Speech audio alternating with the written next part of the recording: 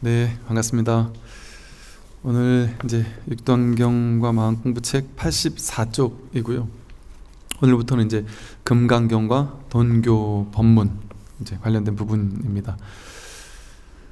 선지식들이요, 깊은 법계와 반야삼매에 들어가고자 하거든 모름지기 반야행을 닦아야 합니다.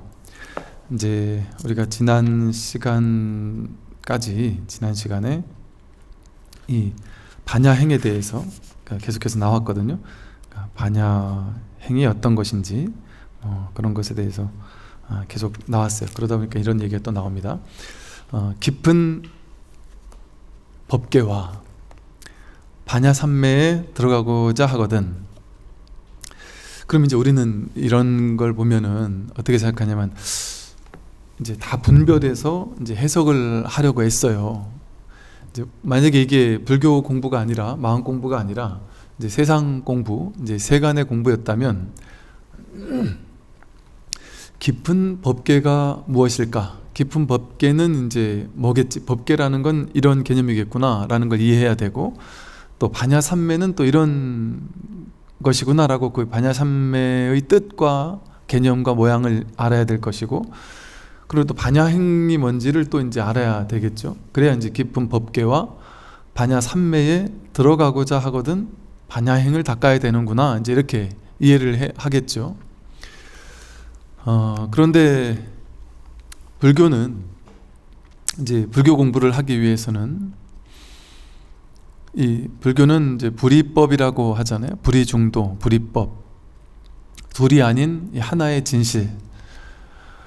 이 세간에는 삼라만상이 막 다 나뉘잖아요. 이것저것 나뉘고 맞고 틀리고 옳고 그르고 너와 나, 주객, 또 여자 남자, 뭐 스님 제가자, 뭐 무수히 모든 것들이 이제 나뉜단 말이죠. 다 나누어서 상을, 모양을 각각 가지고 있어서 이건 이렇게 파악하고 저건 저렇게 파악하고 해야 되는 거예요, 세간은.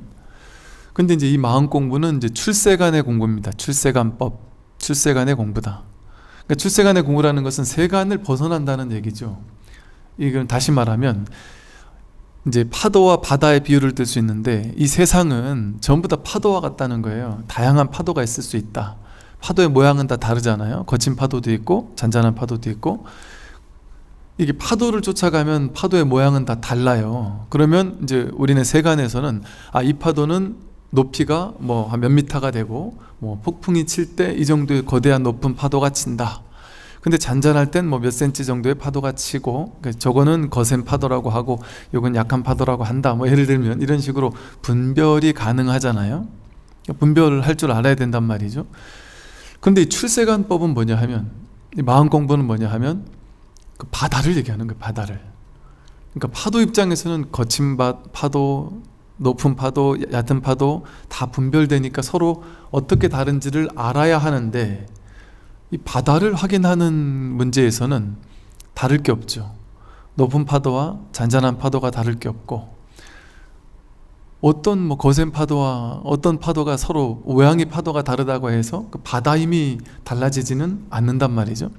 그러니까 모양의 입장에서 분별되는 대상을 쫓아가면, 이 세간상에서 본다면 다 분별되기 때문에 다 다른 거예요.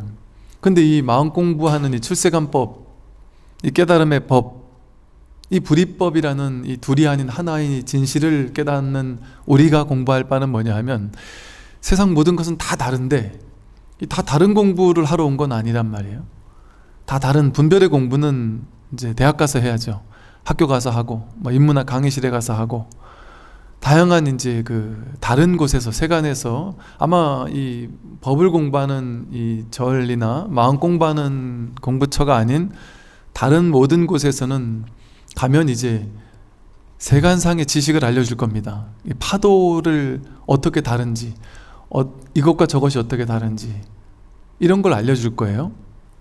그래서 더 옳은 것을 선택할 수 있도록, 나쁜 파도보다는 좋은 파도를 선택할 수 있도록 가르쳐 준단 말이에요. 더 많은 지식을 알려주는 걸 통해서 이 파도는 이러이러하고 저 파도는 이러이러하니 이 파도를 선택해야 된다. 뭐 이렇게 하면 돈을 많이 벌고 이렇게 하면 돈을 못 번다, 이렇게 하면은 뭐 장사가 잘 되고 이렇게 하면 장사가 안 된다, 어떤 걸 선택해야 될 것이냐, 이제 이런 것을 알려주는 효과적인 어떤 지식적인 알을 가르쳐주는 곳들이죠, 세상의 공부는. 그런데 딱 여기만은, 이 마음 공부하는, 이 불교 깨달음을 공부하는 이 공부만은 그 분별되는 파도를 우리가 배우러 온 게 아니란 말이에요.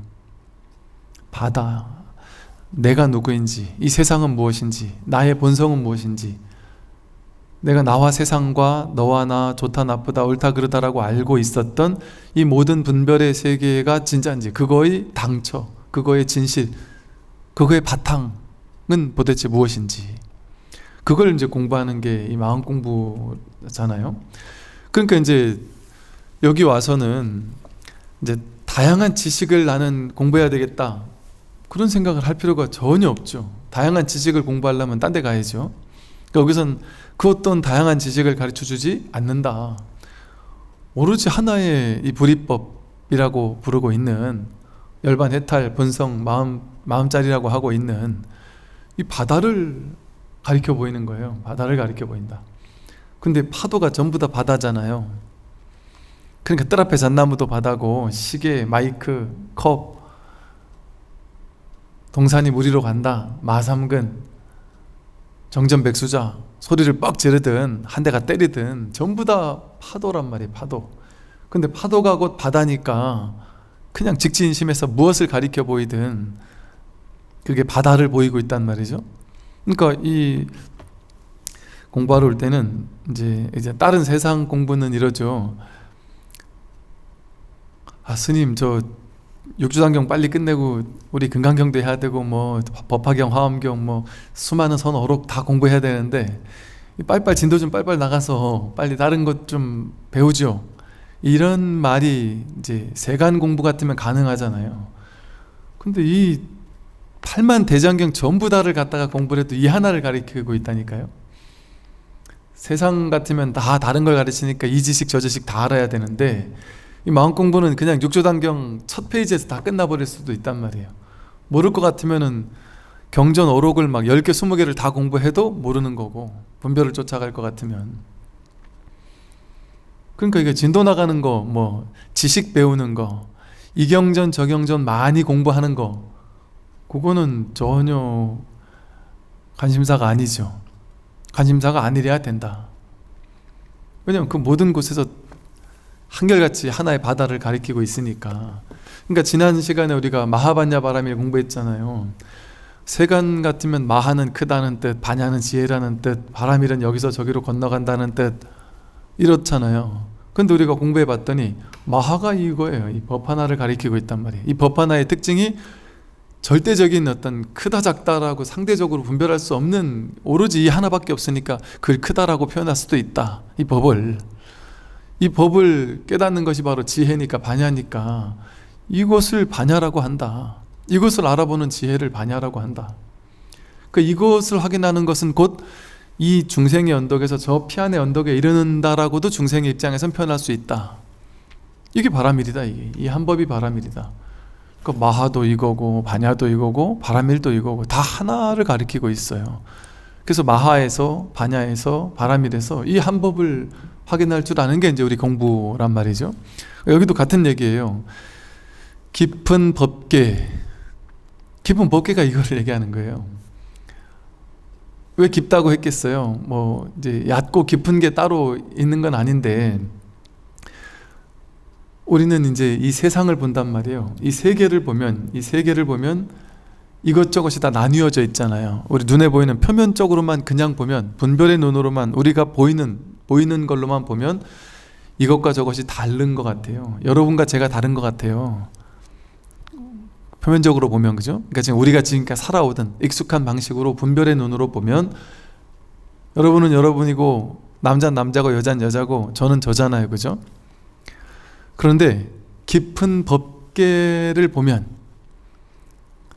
겉에 드러난 이 얕게 보지 않고 깊게 본다면, 그리고 이 세계, 세속적인 분별의 세계를 보는 게 아니라 출세간의 법의 세계, 법계를 본다면 우린 전부 다 똑같은 하나의 바다예요. 하나의 마음이고 하나의 부처고 하나의 법이다. 이 법의 자리에서 본다면 여러분이 저고 제가 여러분이에요. 분별의 눈으로 보면 내가 저 스님 하는 말을 듣고 있다지만 전혀 다를 수 없다. 이 깊은 법계를 볼 수 있는 반야의 지혜의 눈으로 본다면, 그러니 깊은 법계, 그래서 깊다고 한 거예요. 깊은 반야바라밀 하듯이 깊은 법계, 이것은 그냥 대충 보면 겉모습만 보이잖아요. 그 이면에 깊이 숨겨져 있는 것처럼 보이는 것을 볼 수 없단 말이죠.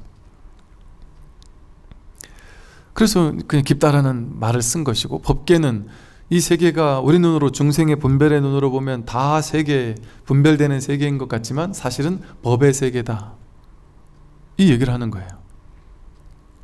마이크가 법이고 시계가 법이고 여러분이 법이고 제가 법이고 이 조명이 법이고 카메라가 법이다. 어떤 거 하나 법 아닌 것이 없다. 우리는 법을 단 한순간도 벗어날 수가 없다. 그래서 이게 깊은 법계고요. 깊은 법계와 반야삼매, 이러니까 깊은 법계는 다른 것이고 반야삼매는 또 다른 것이구나. 삼매는 그렇지, 삼매는 여러 가지 삼매가 있으니까 이렇게 생각한단 말이에요.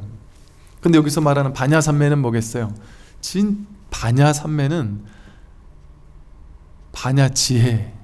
반야지혜로서 드러나는 삼매를 반야삼매라고 해요. 그러니까 우리가 이제 불교 경전을 공부하다가 이제 삼매라는 단어를 보면 이게 이제 세간의 삼매가 있고 출세간의 삼매가 있어요. 세간의 삼매라는 거는 이제 분별되는 삼매죠. 예를 들어 이제 뭐 초기 경전이라든지 초기 불교를 공부하는 분들은 초선정, 이선정, 삼선정, 사선정, 세계 사선이 있고 무색계 사선이 있다. 근데 세계 사선에 먼저 이제 들어간다.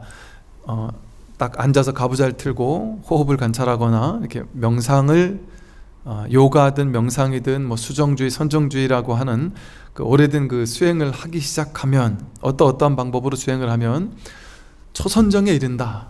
초선정은 어떠한 것이다. 그리고 초선정에서 조금 더 깊이 들어가면 또 이선정의 특징이 나타난다. 뭐 이런 식으로 해서 초선정과 이선정은 달라요. 그리고 초선정에서 이제 좀 깊이 들어갔을 때 이선정으로 가고 또 삼선정으로 가고 사선정으로 간단 말이에요. 그러면 1, 2, 3, 4선정이 서로 다르죠. 서로 다르잖아요. 다르다는 건 뭐겠어요? 물결이라는 소리죠. 바다를 얘기하는 게 아니라 물결을 얘기하는 거죠. 즉 분별을 얘기하는 거죠. 그러니까 이 분별을 얘기하는 서로 다른 것은 없던 걸 만들어내야 되는 거죠. 여러분이 예를 들어 삼매를 한 번도 체험해 본 적이 없다. 그러면 초선정을 이제 열심히 갈고 닦아야, 참선을 통해 열심히 갈고 닦아야 초선정에 이를 거 아니겠어요. 그러면 이제 선정의 스승에게 이러이러한 경험이 있습니다. 그게 초선정이다. 그러면 저는 그래 1단계 통과했군요. 그렇다. 이제 이선정을 닦아야 한다.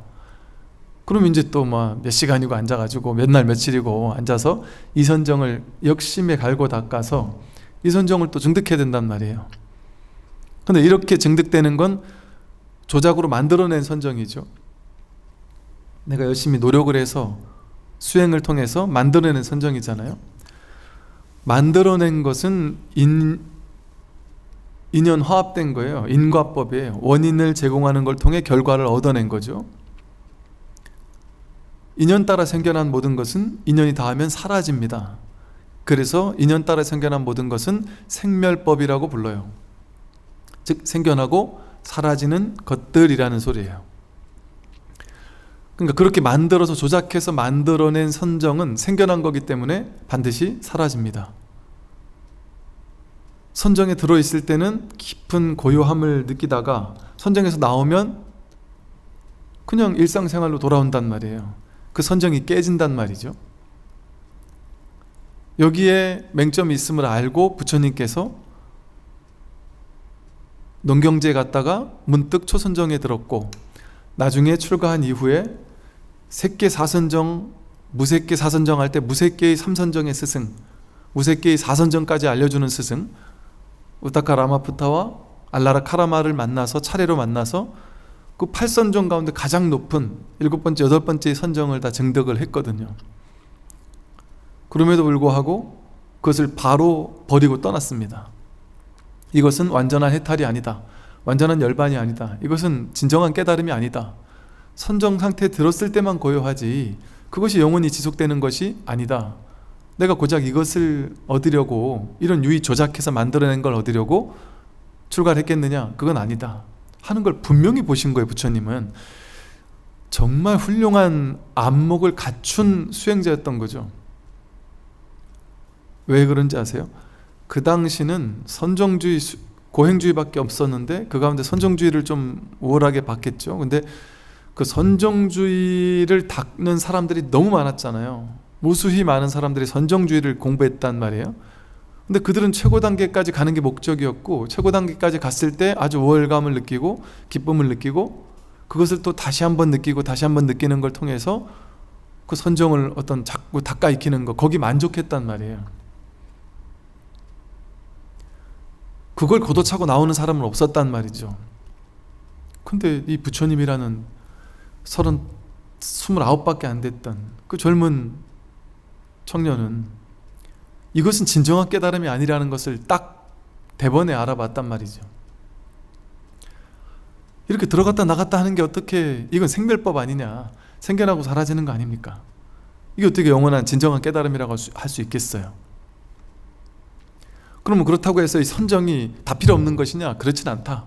공부에 당연히 도움은 되죠. 왜냐하면 어차피 유의조작으로 만들어내는데 중생들은 생각을 가지고 유의조작으로 해서 온갖 분별 망상거리를 만들어낸단 말이에요. 집착과 욕망을 만들어낸단 말이에요.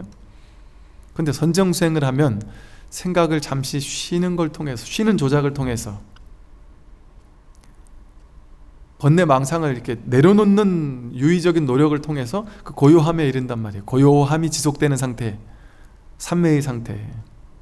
그러니까 분별 망상을 쉬게 하는 방향으로 이끈단 말이죠. 그러니까 선정이 좋은 거죠. 그러니까 쉽게 말해 불교에서 개정해라고 할 때 계율을 지키는 제일 먼저 공부에는 계율을 지키고 윤리 도덕적인 삶을 살아야 한다는 거죠. 계율을 지키는 게 첫 번째다. 먼저 사람이 돼야 된다 이거죠. 착한 사람, 착하게 살아야 된다 이 말이에요. 쉽게 말하면 이 계율을 바탕을 해서 분별 망상을 좀 쉬어야 한다 이거예요. 그게 선정이에요. 약간 유의 조작에 노력이 들어가는 선정도 그래서 도움이 된다는 거죠. 그래서 염불 삼매, 뭐 좌선을 통해 삼매를 얻기도 하고 다란이를 계속하다가 삼매를 얻기도 하고 절수행을 하다 삼매를 얻기도 하고 그러죠. 이 삼매가 상당 부분 도움이 된다. 그러나 이 불교에서의 핵심은 뭐였냐면 그 과거 브라만교라든지 이런 것에서는 그냥 그 부처님 당시의 사상계에서는 선정주의에서는 이 선정만 닦으면 최고다라고 했는데 부처님은 그걸 거부한 겁니다. 선정만 닦는다고 다 되는 게 아니더라라는 것을 깨달은 거예요. 선정은 도움은 된다. 근데 그게 목표가 되어서는 안 된다. 이걸 부처님이 깨달은 겁니다.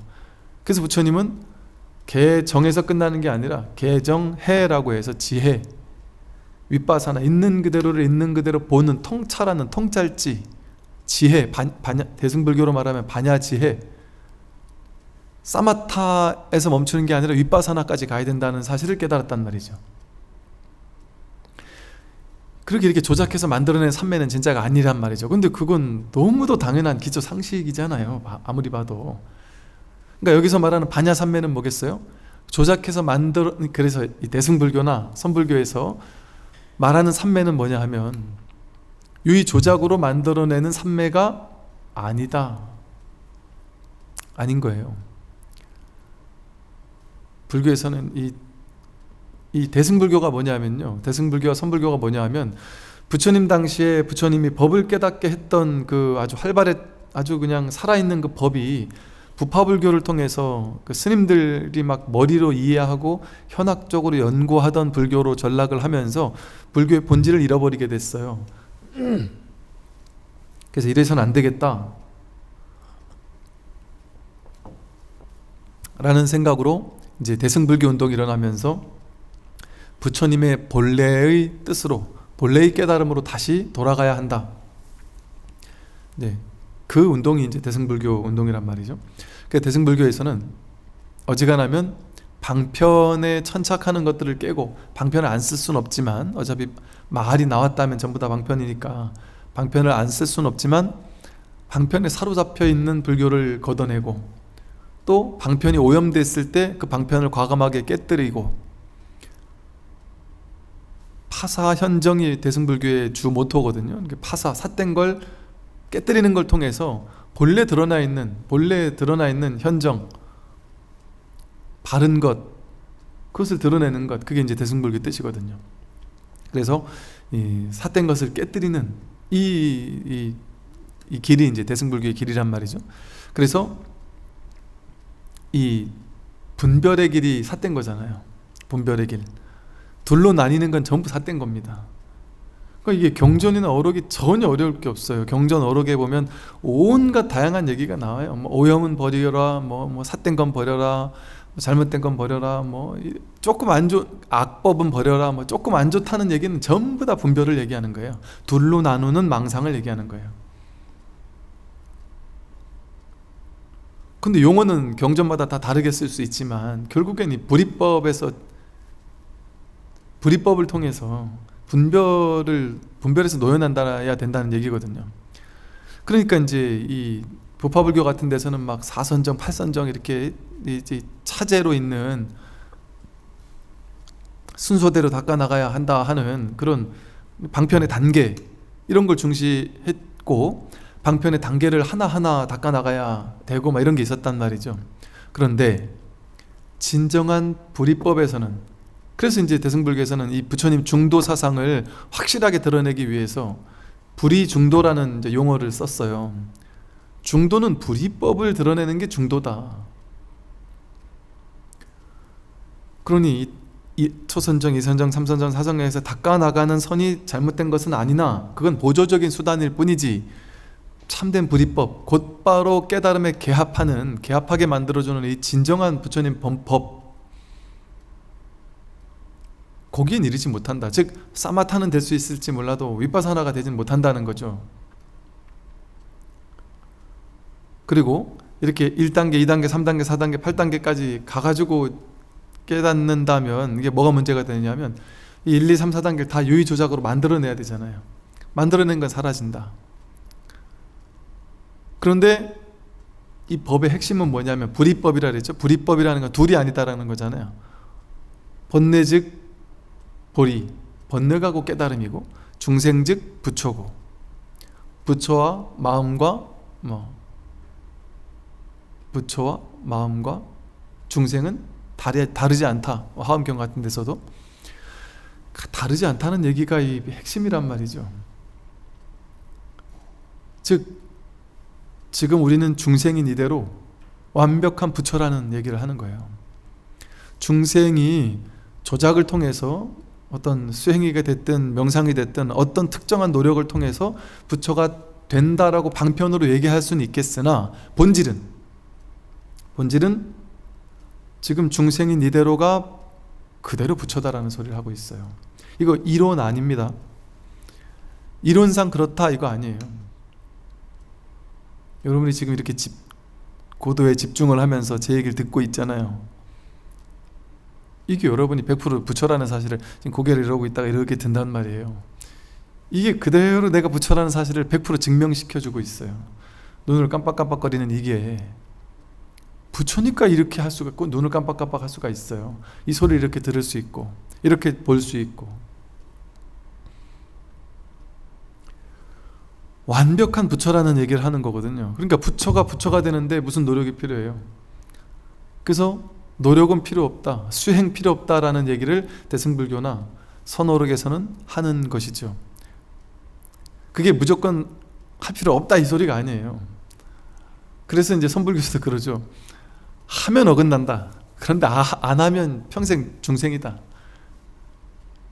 이게 중도의 길이에요. 그럼 어쩌라는 겁니까? 하라는 겁니까? 말라는 겁니까? 해라. 그런데 함이 없이 해라. 그게 도대체 말입니까? 방구입니까? 뭔 소리입니까 도대체? 이렇게 돼야 된단 말이에요. 사실 분별법은 오케이 스님 이렇게 하란 얘기군요, 이 방법대로 가란 얘기군요, 아 이게 법이란 얘기군요 하고 딱 정리를 해버리니까 이게 아닌 아 이거였구나, 내가 지금까지 틀렸고 이렇게 하라는 거구나 하고 거기 머물러 안주하고 그걸 쥔단 말이에요. 그걸 못하게 만들어주는 게 중도의 길이에요. 그러니 여러분에게 수행해라, 어떤 수행을 하십시오, 이러이러한 방법으로 이런 수행을 하십시오 하면 그거는 거기 머물게 되잖아요. 그 수행법에 머물러 집착하게 되잖아요. 그 수행법에 안주하게 되잖아요. 그걸 갈고 닦게 되잖아요. 그거는 중도의 길이 아니에요.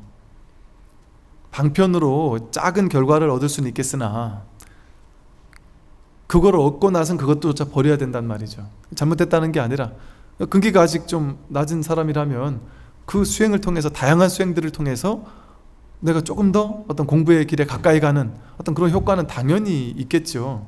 그러나 결국에 마지막 고비를 넘어서는 데는 완전히 내려놓는 순간, 그러니까 옛날 큰 스님들이 화두를 들고 10년, 20년을 막 씨름하고 죽을 것처럼 고통을 받다가 막 밀어붙이다가 도저히 안 돼서 모든 걸 탁 놔버렸을 때 그때 깨닫는단 말이죠. 그러니까 즉 밀어붙이는 동안 수행해가지고 유의 조작을 딱 내려놓는 순간 무위법에 기합하는 거거든요. 그러니까 수행을 통해서 깨닫는 게 아니고 수행을 하다가 수행을 포기했을 때 깨닫는단 말이죠. 이게 구조가. 그러니까 수행을 하려면 정말 끝까지 한번 밀어붙여보는 수행을 하는 것도 하나의 방법은 될 수 있어요. 그리고 지금까지 그런 수행이 주류가 되어 왔었고, 근데 이제 가능성이 너무 희박하단 말이에요. 우리 불교계 뭐 30년 40년 지난 오랜 세월 동안 그거 다 하고 왔거든요. 많은 사람들이 안 됐단 말이에요. 안 되는 경우가 대부분이었단 말이죠. 그럼 뭐하러 그렇게 힘든 길을 가느냐 말이죠. 부처님이 법문을 통해서, 부처님은 6년 동안 힘들게 고행했는데도 못 깨달았잖아요. 선정주의 고행주의 닦았는데 못 깨달았잖아요. 그래서 그걸 포기한 것이 중도의 길이고, 포기하고 나서 깨달으신 거거든요. 그러면 중생들에게 야 내가 6년 고생했으니까 너네들도 선정주의 고행주의 다 해보고 고생해라, 이렇게 얘기하셨겠습니까? 그랬으면 제자들이 다 6년 고행해가지고 깨달았을 거 아니겠어요. 그런데 사례불가 목건년이 그 제자들 도반들 250명 같이 왔을 때 기록에 의하면 그래요. 법문 듣고 부처님께 오자마자 법문 듣고 바로 깨달았어요. 오히려 목건년은 한 일주일 있다 깨닫고, 사리불은 또 일주일 더 있다 깨닫고, 마하가섭존자도 부처님이 쫓아가서 만나가지고 일주일 동안 법문해주고 깨닫게 했어요. 6년 동안 고행 안 시켰단 말이에요. 수행 안 시켰단 말이에요. 법문 듣고 바로 그 자리에서 깨달았단 말이죠. 고행주의와 선정주의가 그렇게 중요했으면 내가 갔다 온 것처럼 너네도 똑같이 갔다 와라, 그렇게 하지 않았겠어요? 이렇게 법문 듣고 바로 깨어나게 했겠습니까? 그러니까 부처님의 본뜻은 중도인 거예요. 중도. 근데 오랜 세월 이 중도의 깨달음, 이제 깨달음이 활발하게 일어나면 이 무분별지라는 것에 대한 안목을 갖춘 스승이 있을 때는 수행하지 말란 얘기를 하죠. 수행하되 수행하지 마라, 이런 얘기를 하겠죠. 쉽게 말해 중도를 얘기하겠죠. 근데 바른 안목을 갖춘 스승이 없는 시대에는 어떻겠어요? 머리로 이해하는 스님들이 다 머리로만 이해할 거 아니에요. 불교를 깨닫지 못했으니까 머리로 이해만 할 거 아니겠어요. 그러면 이해한 불교에서는 제일 많이 하는 게 뭐겠어요? 숙제 내주는 거예요. 수행, 앉아서 좌선해라, 이 수행해라, 저 수행해라, 이 기도해라, 저 기도해라. 수행하다 보면 깨닫는다. 왜? 이게 분별심의 구조에는 딱 맞는 거거든요. 분별의 구조가 딱 맞거든요. 그래서 선불교의 황금기가 지나가고 가나선이 만들어진 이후에 시간이 오래되면서 중국에서 불교가 이렇게 쇠퇴하고 불교에 깨달은 사람들이 중국에서 이제 더 이상 나타나지 않고 선불교도 이제 막 서서히 줄어들게 됐던 이유가 거기 있어요. 가나선의 초기까지만 해도 아주 활발한 어떤 그 선생들이 계셔서 깨달음을 곧바로 깨닫게 해줬단 말이에요. 근데 나중에 불교가 뭐 나라에 종속되고 나라에서 승과 고시를 봐가지고 스님들 시험 봐서 막 주지를 내보내고 또 국가에 조금 쉽게 말해 잘 보이면 주지도 더 잘 내보내고 이러니까 스님들이 가서 뭐 그 시험 보는 거 내지는 가가지고 국가에 좀 잘 보이려고 왔다 갔다 하는 걸 많이 해야 주지가 되게 쉬웠단 말이죠. 예를 들면 그러니까 이 주지가 큰 절을 비우고 제자들이 한 200명 있는데 그걸 비우고 저기 서울을 가야 돼. 자주 왔다 갔다 해야 되니까 자기는 깨달음은 없고 법을 가르칠 능력은 없으니까 숙제를 해줬단 말이에요. 내가 갔다 오는 동안 열심히 좌선하고 있어라. 하루에 몇 시간씩 좌선해라. 그때부터 좌선이, 밀어붙이는 좌선이 유행하기 시작한 거예요. 앉아서 그냥 오랫동안 앉아서 밀어붙여라 하는, 선의 황금기 때 활활 발발했던 선의 황금기 때는요, 앉는다고 좌선되느냐? 앉는 건 좌선 아니다. 너는 좌부를 앉아있는 부처를 흉내내려고 하는 것이냐 하고 욕했어요. 육조 스님도 그랬고 육조의 제자, 마조, 황벽, 임재 전부 다. 옆에 좌선하는 거 옆에 가가지고 막 벽돌을 갈아가지고 방해를 했잖아요. 일부러 스승이 좌선 못하도록. 시끄럽게 좌선하는데 방해됩니다 이랬더니 왜 자꾸 그래 가십니까? 이거 갈아서 나 거울 만들라 그러지. 그걸 간다고 어찌 거울이 됩니까? 말 잘했다. 나 앉아있는다고 부처 되냐? 안 된다. 이런 얘기를 했단 말이에요. 그 나중에 마조 제자가 앉아서 좌선하는 제자를 보고는 가까이 가서는 장난친 거죠. 일깨워주기 위한. 좌선하고 있는 제자 옆에 가가지고는 귀에다가 바람을 후 하고 불었단 말이에요. 요즘 같으면 성희롱인데 귀에 가서 바람을 휙 불었단 말이에요. 근데 이렇게 보고는 스승인 줄 알고 스승이 왜 이러는지에 대한 그거를 알아채지 못하고 뭐 혹은 알아챘는데도 그냥 앉아있는지 모르겠으나 그러니까 다시 그냥 마조가 떠났다가 제자로 하여금 야 차라도 하나 다시 좀 갖다 줘라. 선에서 좀 나오게 하라는 얘기인 거거든요. 당신이 그렇게 스승에게 배웠으니까 스스로 깨닫고 보니까 그랬단 말이죠. 그래서 이 불이법에서의 삼매는 이렇게 이 삼매 저 삼매 이런 게 아니에요. 갈고 닦아서 만드는 삼매가 아니에요. 우리가 본래 부처라고 했잖아요. 본래 갖추어진 삼매입니다. 내가 본래 부처라는 사실을 확인하고 나면 그냥 365일 매 순간 24시간이 내내 삼매인 거예요. 번뇌가 일어나는 그 즉시 삼매인 거예요. 번뇌가 없을 때 삼매잖아요. 원래는 번뇌가 멈췄을 때 삼매가 돼야 되는데 그게 아니란 말이에요.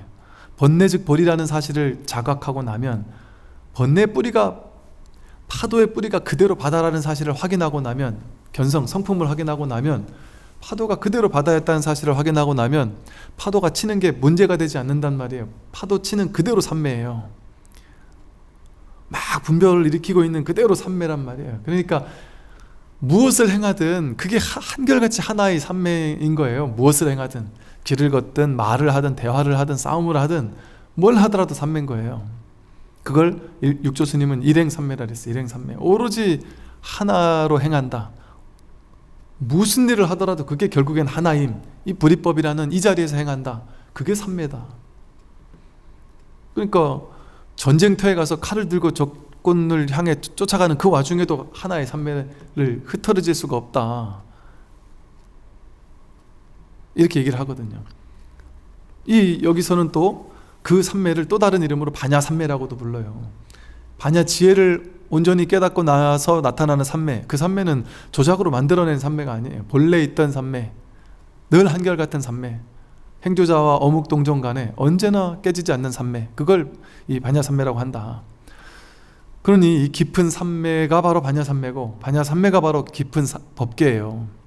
그러니까 깊은 법계와 반야삼매에 들어가고자 하거든 모름지기 반야행을 닦아야 합니다.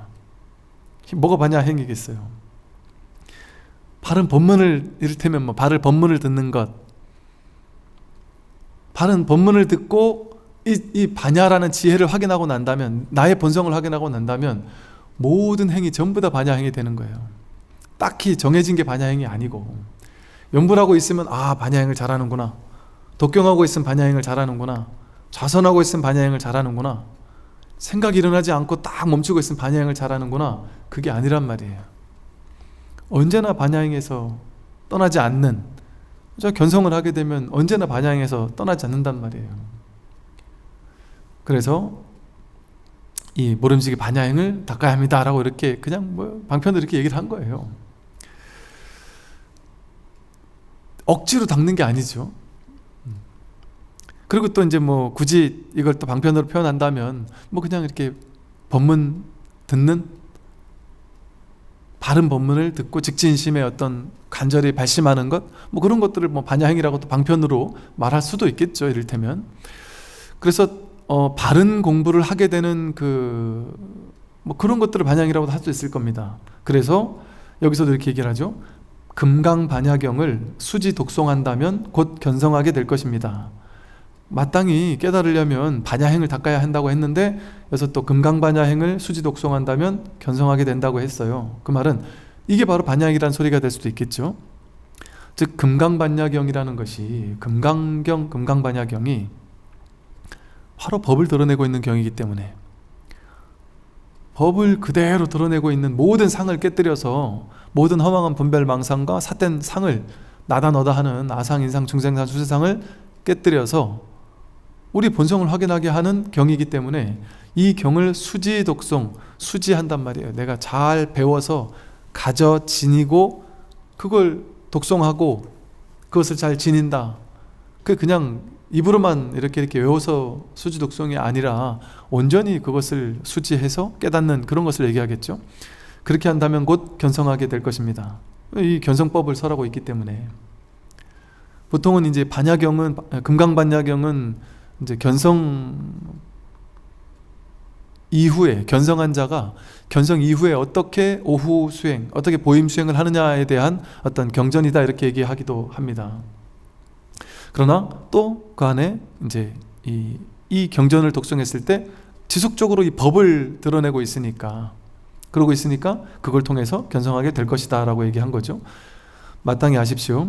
이 공덕이 무량무변하다는 것은 경전 가운데에서 분명하게 찬탄하고 있으니 이를 다 언급조차 할 수 없습니다.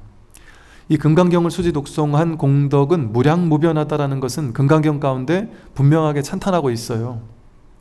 예를 들면 이렇게 얘기하고 있어요. 금강경 사국의 하나라도 수지 독송하는 것은 곧 삼천대천세계, 이 우주 전체의 삼천대천세계를 칠보로서, 금은보 가장 값진 보석 7가지 보배스러운 보석을 가지고 삼천대천세계를 전부 다, 삼천대천세계는 일체 모든 중생에게 전부 다 한뜩 나눠주는 그 공덕보다 훨씬 비교할 수 없을 정도로 금강경의 개성 하나 수지 독송하는 게 더 큰 공덕이다. 근데 그것은 뭐 100분의 1, 그 훨씬 위대한 공덕이 칠보로서 일체 중생에게 보시하는 공덕보다 100분의 1, 1000분의 1, 만분의 1, 뭐 이거에 비할 바 없이 숫자로 헤아릴 수 없는 무수히 무한 단위의 숫자가 나옵니다. 뭐 아승지 뭐라 그러더라, 뭐 하여간 그 무수한 숫자가 나오면서 그 어떤 셀 수 있는, 인간의 머리로 셀 수 있는 한계를 뛰어넘을 만한 그런 공이 몇 개가, 수백 수천 개가 붙을 만큼의 그 정도의 일보다도 못할 정도로 금강경을 수지 독송한 공덕이 칠보로 온 우주 전체를 장엄하는 것보다, 보시하는 것보다 더 큰 공덕이다라고. 어떻게 이렇게까지 좀 과장법이 심하지? 금강경은 정말 과장이 너무 심하다 할 정도로 얘기하고 있어요. 근데 그게 이제 분명하게 찬탄하고 있는 것을, 무량무변하다는 것을 엄구조차 할 수 없습니다라고 여기서 얘기한 거예요. 당연히 그래요. 저도 이게 이 불교는 진짜 참 뻥이 심하다, 이런 생각을 했어요. 이게 전혀 뻥이 심한 게 아니에요. 여러분, 돈 수백 수천만 원 있고 수조 원이 있어서 수많은 사람을 돈으로 베풀고 나누고 아무리 해봐야 자기가 지혜가 없으면 그 사람을 깨닫게 할 수 있어요? 내가 수천조 원을 가지고 있고 우리나라 전부에게 수천조 원을 줬어요? 그 사람들 다 행복할까요? 우리나라 사람들 다 행복할까요? 병들고 죽으면 어쩔 수 없어요. 그거 가지고도 부족하다고 여기면 어쩔 수가 없고요. 늙고 병들고 죽는 건 어쩔 수 없을 뿐 아니라, 그러면 돈 문제 없는데도 불구하고 옆 사람하고 다투고 싸우면 그것도 어쩔 수 없고, 사랑하는 사람을 내 사람으로 만들지 못하는 것 때문에 괴롭다 이러더라도 어쩔 수 없고, 돈으로 해결되는 문제가 아니에요. 이 마음 공부는 죽고 사는 문제를 어떻게 돈 가지고 해결할 수가 있겠습니까? 복 짓는 거 가지고 어떻게 죽고 사는 문제를 해결할 수 있겠느냐? 이거는 죽었다 깨어났다를 수백 수천만 번 반복하면서 무수히 많은 돈을 가지고 남들에게 보시한다 할지라도 한 사람 깨닫게 해주는 공덕에 미치지 못합니다. 근데 이 금강경의 사국의 하나의 개송, 사국계라는 건 금강경의 핵심의 가르침을 설명하는 짤막한 개송 뭐 이런 뜻이에요. 그러니까 금강경의 한 대목, 이렇게 말할 수 있어요. 한 대목을 진정으로 내가 배우고 깨닫고 수지하는 그 공덕에 미치지 못한다. 왜? 금강경을 공부하고 이 깨달음의 법문을 듣는 공덕은 우리를 깨어나게 하니까, 깨닫게 하니까, 생사를 해탈하게 하니까. 이 생사를 해탈하게 하는 공덕이 어떤 물질적인 보시의 공덕하고 비교할 수가 있겠습니까? 이 법문은 최상승이므로 큰 지혜를 가진 사람을 위하여 설하고 높은 근기의 사람을 위하여 설합니다. 작은 근기나 지혜가 적은 사람은 들어도 믿지를 못합니다. 이 법문은요, 이 돈교 법문, 금강경의 법문이 이제 육조스님의 가르침이, 육조스님이 금강경을 듣고 깨달았거든요. 금강경의 사구계를 듣고 깨달았단 말이죠. 그래서 이 금강경의 법문, 또 대승의 법문, 선의 법문, 또 육조스님의 법문은 최상승이므로 큰 지혜를 가진 사람을 위해 설하고 높은 근기의 사람을 위해서 설한다.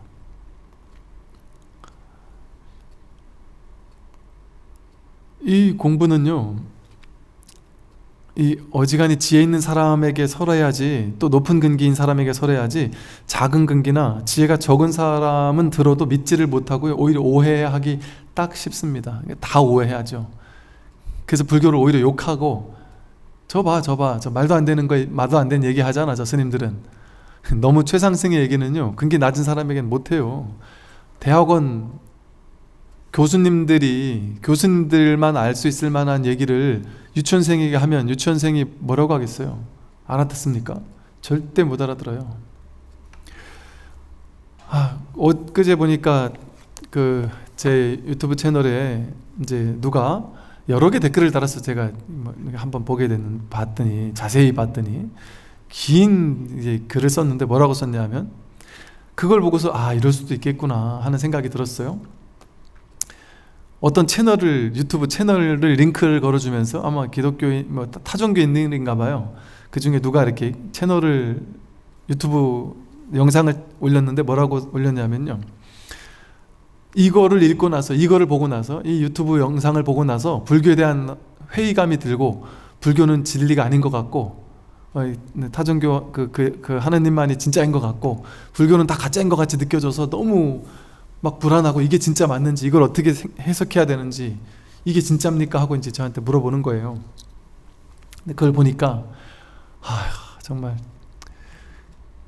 그냥 제가 이게 답을 하지 말아야지 싶을 정도로 사실은 이게 너무 유치한 수준의 영상이었어요. 그러니까 이거는 대꾸할 좀 가치가 없을 만한 영상이었는데, 저 중생들의 근기는 또 어쩔 수 없으니까 거기에 혹할 수 있겠구나 싶어서 이제 이 말씀을 언제 한번 해야 되겠다 싶었는데, 뭐였냐면요, 이 타종교인들이 성철 스님이 열반에 드시기 전에 이게 개송을 남긴 게 있으세요. 그러면서 내가 평생을 중생을 속였다, 속였고 어쩌고 하면서, 그리고 나는 어디 지옥을 간다, 지옥에 있는 악마요, 저와 둘이 아닙니다, 악마가 부처와 둘이 아닙니다 이러고, 부처도 바로 악마고 악마도 바로 부처고, 쉽게 말해 이런 얘기들을 했단 말이에요.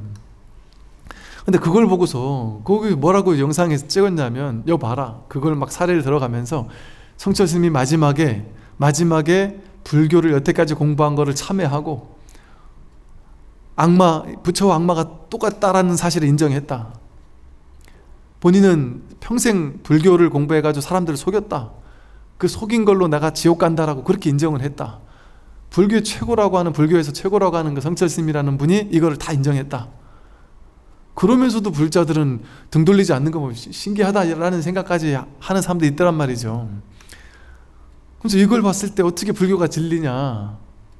그 이분은 자기가 봤을 때 마지막에 가서 하나님께 이제 귀의한 거다. 불교를 버리고 불교는 아니다라는 사실을 인정한 거다. 그렇게 얘기를 막 그냥 뭐 그럴싸하게 이것저것 갖다 붙였는데, 그 갖다 붙인 모든 내용이 정말 참 그 내용들을 자기네들끼리 짜집기 한 것 같다 싶었는데, 또 그 밑에 댓글을 한 걸 보니까 이분이 얘기했던 그 인용구가 어떤 기자들이 여기저기서 나오던 몇몇 가지들을 이제 그냥 이렇게 인용해서 이렇게 좀 다시 재편집하고 이랬던 것들이 막 오용돼서 그렇게 됐다라고 이렇게 나오는 얘기도 있던데, 그렇지 않다 하더라도, 그리고 막 그게 어느 정도는 당연히 있을 얘기들이에요.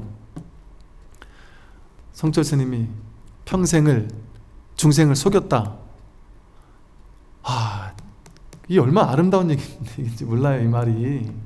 이 말은 무슨 말이냐면, 말이라는 것의 허구성, 법을 설하고, 부처님이 쉽게 말해서 경전에서 나는 한 법도 설한 바가 없다 한 얘기랑 똑같은 얘기예요. 쉽게 말하면 말로 설했지만 이 말에 집착하지 마라, 말에 사로잡히지 마라, 말을 듣고 그 말을 버려라 하는 얘기. 저도 그런 얘기 하는데요, 법문 하다가. 제가 하는 얘기를, 본문을 듣고 그 자리에서 잊어버리십시오. 밑줄 긋고 외우고 여기 머물러서 이렇게 해야 되는구나 하고 멈춰있지 마십시오. 그건 전부 다 저를 마구니로 만드는 짓과 똑같은 얘기입니다. 선사 스님들 얘기 이런 게 있어요. 어떤 스님이 와서 스님의 은사 스님은, 스님의 스승님은 이러이러한 법을 설하신다는데 그게 맞습니까? 하고 물어보니까 이 제자가 그 얘기한 게 맞거든요. 근데 이 제자가 뭐라 그랬냐면, 스님은 우리 은사 스님을 욕먹이지 마십시오. 우리 스님은 그런 얘기를 한 적이 없습니다. 이래요. 아니 분명히 그 스님이 이런 얘기를 했다는 게 확실한데 아니라고 왜 하느냐 하니까, 욕먹이지 마라, 그런 얘기 한 바가 없다, 이렇게 얘기하는 건 뭐겠어요. 했지만 한 바가 없다는 거예요. 그 말에 얽매이고 그 글귀에 얽매이면 안 된다는 소리예요. 모든 말은 전부 다 세속제예요. 세속제, 즉 방편의 가르침이에요.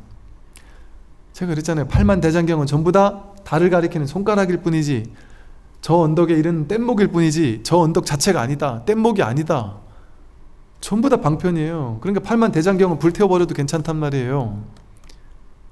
그러니까 부처님도 방편이잖아요. 그러니까 어떤 스님은 불상을 추운 겨울날 춥다고 목불을 도끼질 해가지고 떼가지고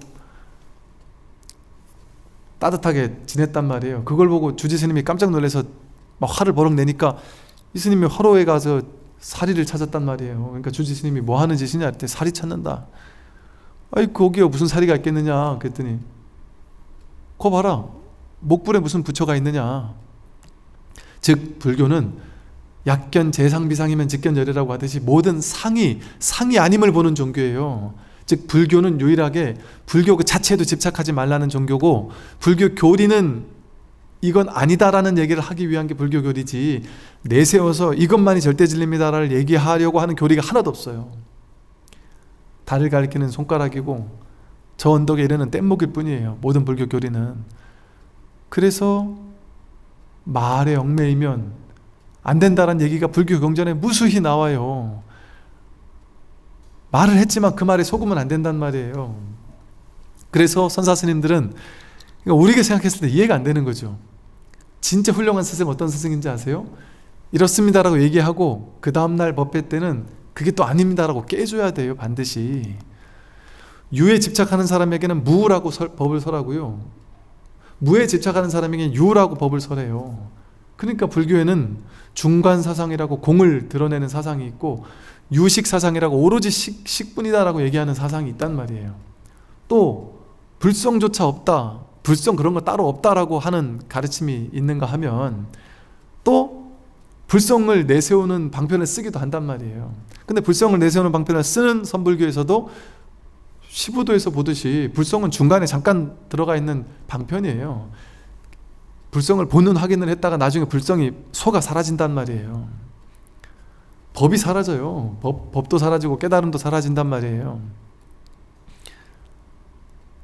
괴로움이 없는 삶을 그저 살 뿐이지. 그러니까 불교는요, 깨달음을 추구하는 종교 아닙니다. 부처되는 종교 아닙니다. 즉 무슨 종교냐? 괴로움을 없애는 가르침이에요. 불교는 그냥 딱 그거예요. 그거 뭐 신비주의적이고 뭐 위대한 성불 부처 이런 거 없어요. 그게 다 방편이에요. 뭐냐? 괴로움과 괴로움의 소멸, 그게 불교 전부예요. 그게 사성제고, 불교의 모든 가르침은 사성제에 포섭된다. 괴로움을 소멸시키면 되는 문제지. 그러니까 불교 신자들이 타종교인들 종교가 아니에요. 불교는. 그러니까 타종교인들이라고 해서 불교를 공부하면 안 되느냐, 그게 아니란 말이죠.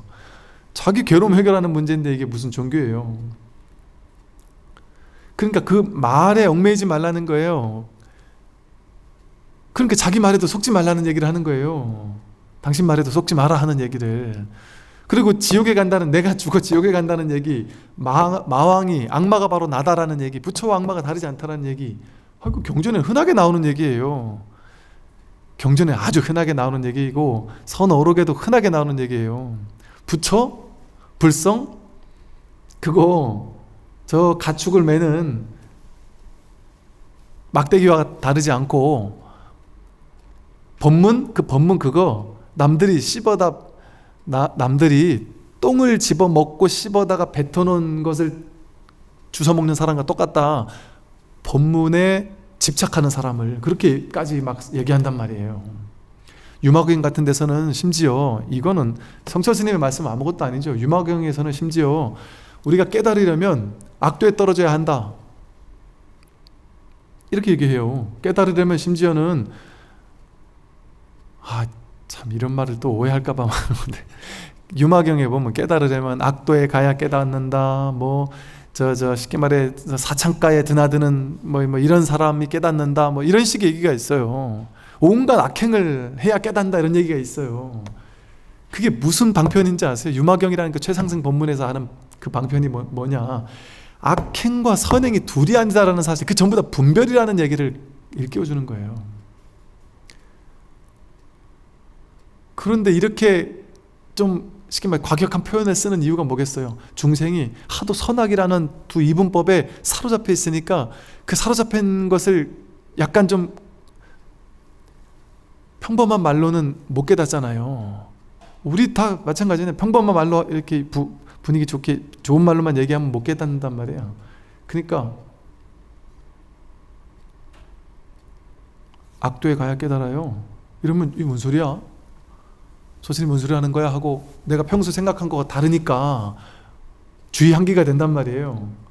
그 하나의 방편이란 말이에요. 불교의 놀라운 다양한 법문의 다양한 방편들이에요. 그게 선악이 따로 없다, 악마가 따로 없다, 부처가 신이 따로 없다, 둘이 없다, 선과 악이 둘이 아니다라는 얘기를 하는 것이고, 이건 성철 스님만 그런 게 아니라 불교 경전이나 어록에는 단골로 등장하는 단골 메뉴예요. 선불교에 대한 요만큼의 지식이라도 있으면 이런 얘기는 자기 무지를 완전 드러내는 그런 영상을 찍어 올리지 못하죠. 그런데 당연히 그럴 수 있을 것 같아요. 이 타종교인들이나 불교를 전혀 모르는 사람은, 이 불이법을 모르는 사람은, 이거는요, 우리 중생들을 유치원생이라고 봤을 때 대학교 교수들이 공부해야 되는 최상승 법문이거든요. 이 불이법은. 왜? 우리 머리로 도저히 이해되지 않는 법문이니까. 중생들이 아무리 공부해봐야 머리로 이해될 수 있는 과정까지밖에 못 가잖아요. 이거는 머리로 이해되는 그 범주를 넘어서는 출세간의 공부여서 최상승의 공부예요. 아무나 못합니다. 이거 진짜. 여러분, 이 공부에 눈을 뜨기 시작한다면 그건 진짜 큰 공부를 하고 있는 것이고, 그러나 이걸 아직 이해 못하고 하는 사람을 봤다면 어쩔 수 없어요. 그냥 시절 인연을 기다릴 수밖에 없어요.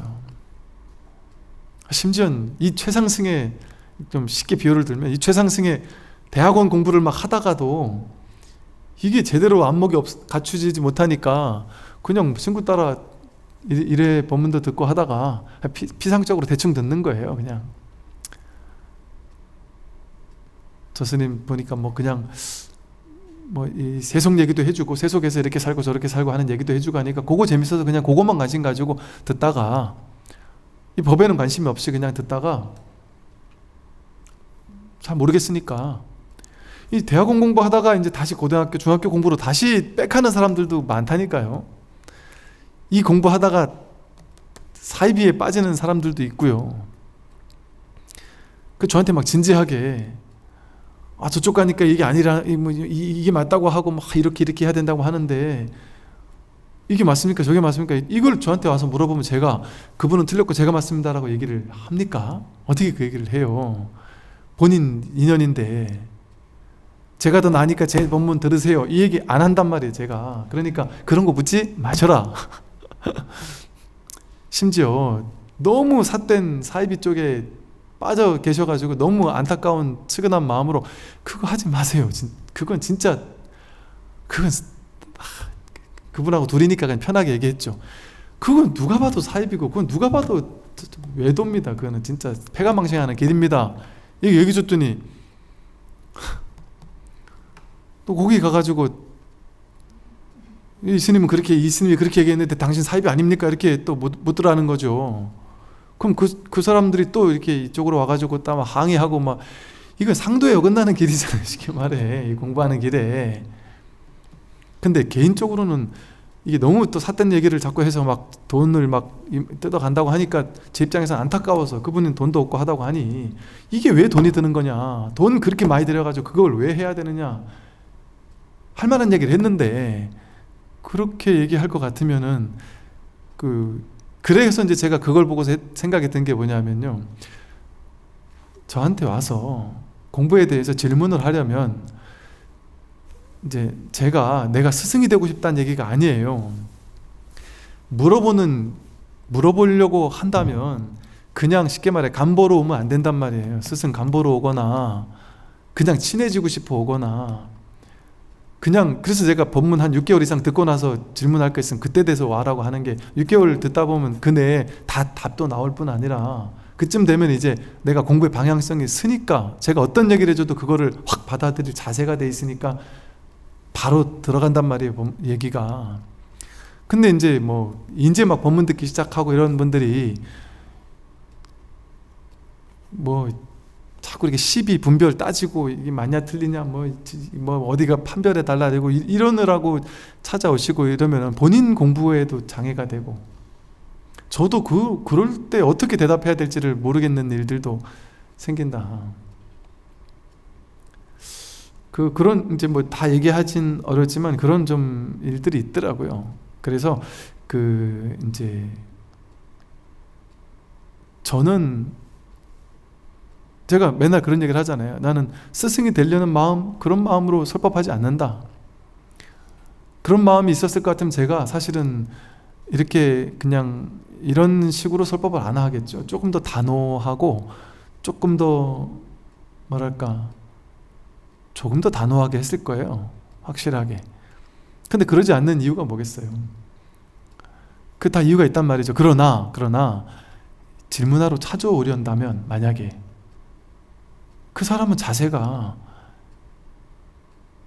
스승을 내가 만나겠다라는 그런 자세로 제가 지금 자세를 얘기하는 겁니다. 그런 자세가 돼 있지 않고서는 오면 안 된단 말이에요. 왜냐면 공부에 도움이 안 되니까. 그러니까 이 공부는요, 마음 자세에서 공부는 끝나버려요. 자세에서 공부가 끝나요. 공부 방법이 따로 없어요. 간절한 마음이면 끝나는, 마음 자세가 어떠냐에 따라 그 사람 공부 될 사람인지 안 될 사람인지가 결정된단 말이에요.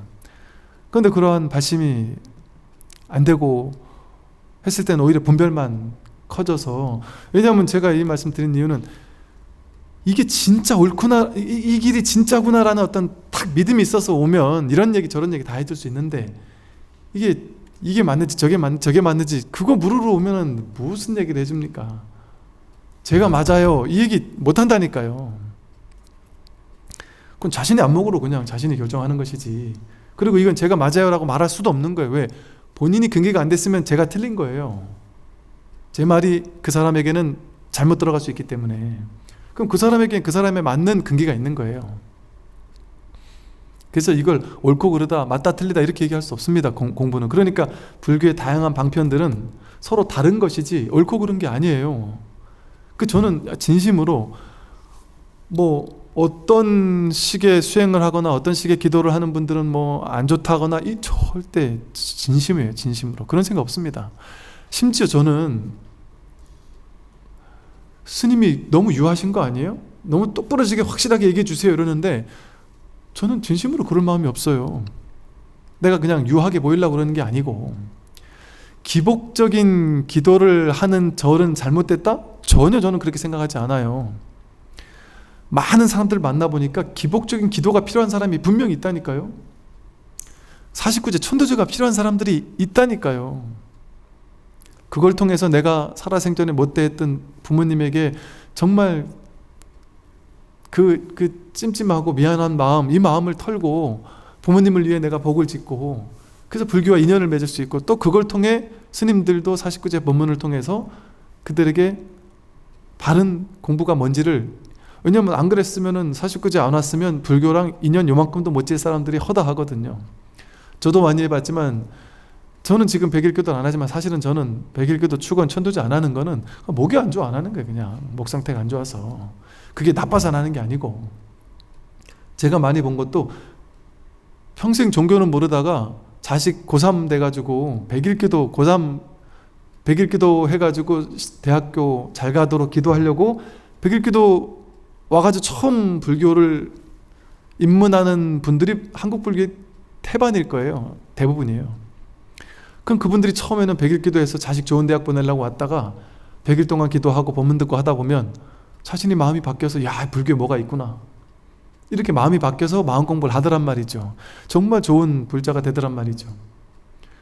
그게 왜 안 좋은 거예요? 그 얼마나 아름다운 방편이고 얼마나 좋은 방편입니까? 그 방편을 쓰지 않으면 불교에 귀의하지도 못할 사람들이 얼마나 많은데요. 제가 이런 얘기를 한다고 해서 그런 방편을 삿되다, 잘못됐다라고 얘기하는 게 전혀 아니다. 진심으로 아니란 말이에요. 그 방편이 필요한 사람에겐 그 방편이 맞단 말이에요. 그러니까 그거를 비교 분별하지 말고, 이 스님 저 스님을 분별하지 말고, 이 스님 저 스님 찾아다니면서 뭐가 맞느냐 묻지 말고 자기가 직접 해보란 말이에요. 내가 맞다 싶은 곳을. 이게 이제 간단해요. 내 가슴이 더 끌리는 데가 있어요. 내가 아직 근기가 안 되면요, 이 너무 높은 최상승 법문보다는 좀 기복적인 게 더 끌려요, 가슴이. 또 이제 조금 더 근기가 올라가면 이제 열심히 또 기도하고 수행하고 어떤 다양한 방편들, 그런 데 더 끌린단 말이에요. 그러면 거기 가면 되는 거예요. 그런데 그래서 제가 얘기는 하잖아요. 어느 곳을 가도 좋으나 마음은 열어라. 불교는 그게 끝이다라는 생각을 하고 공부하면 안 된다. 언제나 이 다음 더 큰 공부가 있다라는 마음으로 마음을 열고 공부를 하는, 그것만 있으면 된다. 오픈 마인드로 마음을 열고 공부하면 된다, 이 얘기를 하는 거예요. 그래서 한 스승 밑에만 난 죽어도 있겠다, 이런 생각은 안 되는 생각이에요. 이 스승에게 내가 배울 게 더 이상 없다 하면 떠나가야 돼요. 부처님처럼 과감하게 떠나가야 돼요. 의리 때문에 뭐 이 절에만 계속 붙어 있겠다, 이건 불교 정신이 아니에요. 그래서 부처님도 시론, 계론, 생천론, 근기 낮은 사람에게는 보시하세요, 착하게 사세요, 계율을 잘 지켜야 됩니다, 착한 일 하면 좋은 데 가고 나쁜 일 하면 나쁜 데 갑니다, 이런 식의 시론, 계론, 생천론을 통해서 낮은 근기의 중생들을 구제했고요. 조금씩 근기가 성숙하게 되면 그들을 위해서 또 이제 뭐 욕심, 욕망은 허망한 겁니다, 결국에는. 그리고 출세간에 참된 지혜라는 게 있습니다. 그리고 사성제를 설했단 말이에요. 이렇게 근기에 따라 법을 설했단 말이죠. 그래서 어떤 이런 것들을 참조해서 공부하시면 좋겠다는 생각이 들어요. 그래서 이 법문은, 이 대승법문과 금강경, 화엄경, 법화경, 또 선어록, 이런 것들은요, 이거는 진짜 최상승 법문이에요. 특히나 선어록은요, 선법문은요, 부처님과 완전 다른 스타일이에요. 좋고 나쁘고는 아니에요. 부처님은 자상하게 높고 낮은 모든 근기의 중생들을 다 어루만지면서 이 방편, 저 방편, 쉽게 말해 자기 몸에 오물을 뒤집어 쓰면서까지, 허물을 뒤집어 쓰면서까지 이 방편, 저 방편에서 많은 모든 중생을 다 구제하는 불교였다면, 그러니까 초기 불교에는 아주 쉬운 얘기, 복짓고 보시하고 수타니파타 법구경 같은 아주 쉬운 얘기에서부터 심오한 얘기까지, 십연기 같은 얘기까지, 사성제 같은 얘기까지 다 있단 말이에요. 그런데 선불교는 그렇지 않아요. 선불교는 근기가 되는 사람만 와라. 이게 좀 친절하지 않은 불교였지 보면. 근기가 되는 사람만 와라. 법을 알고 싶으냐? 뜰 앞에 잣나무다. 네가 바로 부처다. 부처가 무엇입니까? 야, 얘기해주면 안 믿을 건데 왜 안 믿겠습니까? 믿겠습니다. 너다. 부처가 무엇입니까? 하고 묻는 그거다. 모르겠느냐? 그럼 한번 확인해 봐라. 꽉 사무쳐 봐라. 알고자 하는 마음에 사무쳐서 머리로 알려고 하면 안 된다. 그냥 모를 뿐이지. 머리로 알려고 하지 말고 정말 진정으로 가슴으로 알고 싶은 마음을 한번 지니고 있어 봐라. 그러면서 툭툭 법문을 통해서 자꾸 이 법을 오늘도 모르겠느냐? 내일도 모르겠느냐? 내 직진심 법문만 해주는 거예요. 이 법을.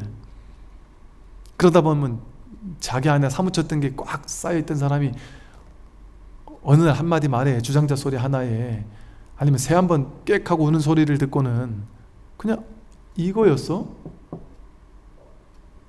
그 자리에서 확인한단 말이죠.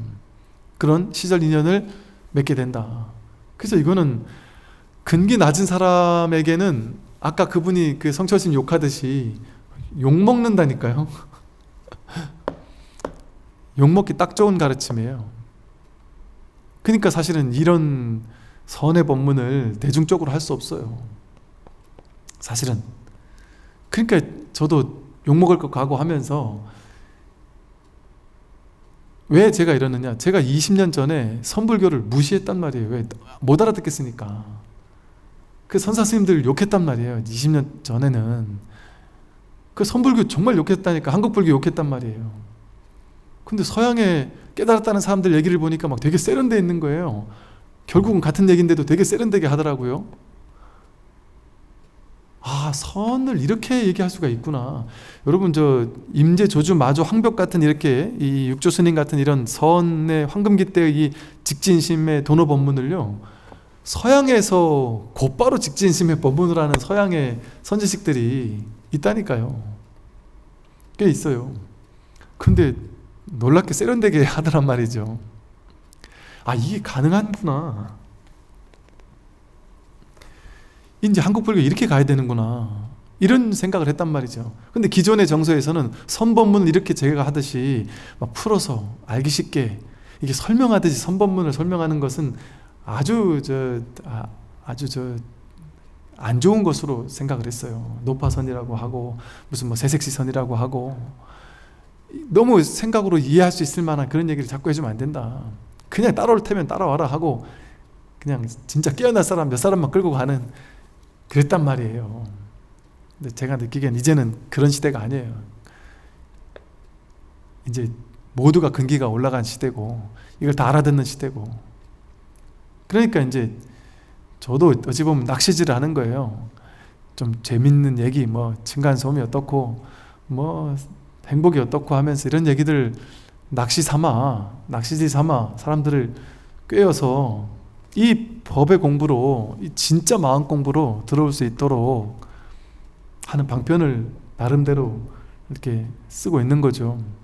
그러나 이제 이 방편을 이해할 수 없어요. 이해할 수 없으니까 제가 그 얘기를 하는 거야. 일단 유보적인 마음, 도저히 이해 안 된다 이 말. 이랬다 저랬다 한다. 내가 맞다고 했다가 아니라고 했다 또 맞다고 하고, 이 말도 하고 저 말도 하고, 세상의 기준에서 전혀 이해되지 않는 말을 계속한다. 이해 안 된다. 그러니 그냥 판단을 유보하고, 이 스님이 진짜 맞나 틀리나, 선불교가 진짜 맞나 틀리나 하는 그 판단을 잠시 유보하고 한 6개월만 그냥 모르겠다 하고 그냥 들어보십시오. 그러고 나서 계속 할지 말지 결정하십시오. 그렇게 얘기하는 이유가 있단 말이에요. 이유가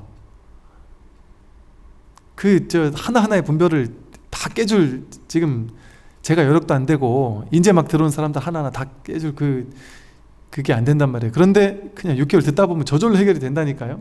질문하러 갈 필요가 없다니까요. 저절로 해결이 됩니다.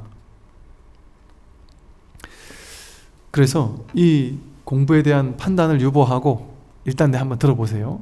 그래서 이 법문은 최상승이므로 큰 지혜를 가진 사람을 위해 설하고 높은 근기의 사람을 위하여 설합니다. 작은 근기나 지혜가 적은 사람은 들어도 믿지를 못합니다. 믿지를 못할 정도가 아니라 오히려 욕합니다. 비난하고 비방하고 이런 일이 벌어진다. 왜 그럴까요? 비유하면 큰 용이 세상에 큰 비를 내릴 때 모든 마을과 도시가 전부 떠내려가는 것이 마치 대추나무 잎이 물에 떠내려가는 것과 같지만 만약 큰 바다에 비가 내린다면 늘어나거나 줄어드는 것이 없는 것과 같습니다. 이처럼 대승인이나 최상승인은 금강경을 설하는 것을 들으면 마음이 열려 깨달을 것입니다. 막 큰 비가 내릴 때 그 이 당시 옛날 사람들은 비가 막 내리는 게 하늘에서 큰 용이 비를 뿌린다 이렇게 생각을 했다고 그래요. 그러다 보니까 이제 이런 얘기가 나온 거예요. 큰 비가 올 때 마을과 도시가 전부 떠내려가는 것이 마치 대추나무 잎이 물에 떠내려가는 것과 같지만 큰 바다에 비가 내리면 뭐 늘거나 주는 게 없는 것과 같다. 이 말은 아무리 큰 비가 와도 바다는 막 상관없잖아요. 근데 막 그냥 작은 도시라든지 막 이런 데는 그냥 막 쓸려 내려갈 거 아니겠어요? 그러나 근기가 큰 대승의 근기거나 최상승의 근기인 사람은 이 법문을 듣고 막 휩쓸려고 끌려 내려가지 않는다. 그냥 바다처럼 여여하게 흔들림 없이 그냥 찐득하니 이 법문을 공부한단 말이죠. 근데 아직 근기가 되지 않는 사람은 큰 비가 오면 막 그냥 쓸려 내려가듯이 이 법문에 그냥 막 정신이 혼미해지고 정말 머리로 이해 안 되는 얘기를 계속하고 있잖아요. 그러니 어떻게 이게 막 정신이 혼미해지지 않을 수 있겠어요, 처음에는. 그러니까 그렇게 하는 것을 이렇게 비유를 한 거예요. 그래서 금강경에도 이런 얘기가 나오거든요. 이것은 이제 대승의 근기가 공부할 수 있는 것이고 최상승의 근기가 공부할 수 있는 경전이다, 이런 말이 나와요. 여기서 그것처럼 대승인은 뭐냐면 나 혼자 깨닫고 내가 깨달아야지, 나 혼자 깨달아야지, 내가 깨달아서 다른 사람들 앞에 나는 부처, 너희들은 중생, 이 우월감을 한번 내가 가져봐야지, 나도 모르게 내 내면에 요만큼 이런 생각이 있단 말이에요. 내가 먼저 깨달아야지 하는 생각. 많은 분들이 그러세요. 그 얘기하더라고요. 스님, 저는 스님 법문 발견하고 나서 내가 평생 찾던 건데 이거다 싶은 생각이 들었는데 한동안 도반들한테 얘기를 하기 싫더라고요. 나 혼자만 알려야지. 왜요? 그랬더니 아니 그 법문 듣다가 내 도반들이 먼저 깨달으면 어떡해요.